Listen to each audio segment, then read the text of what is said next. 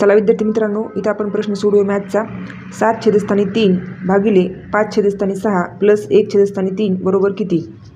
इथं ऑप्शन आहे 6/7, 2, 7/3 आणि 1. चला तर मग आपण याचं उत्तर बघूया काय आहे तिथं. 7/3 भागिले, आता इथं काय करायचं आपल्याला, तिरकस गुणाकार करायचा आहे.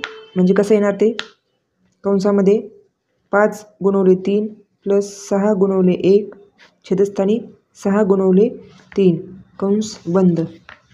त्यानंतर 7/3 भागिले 5 15 प्लस 6 1 6 आणि 6 3 18. 7/3 भागिले 15 आणि 6 किती झाले 21.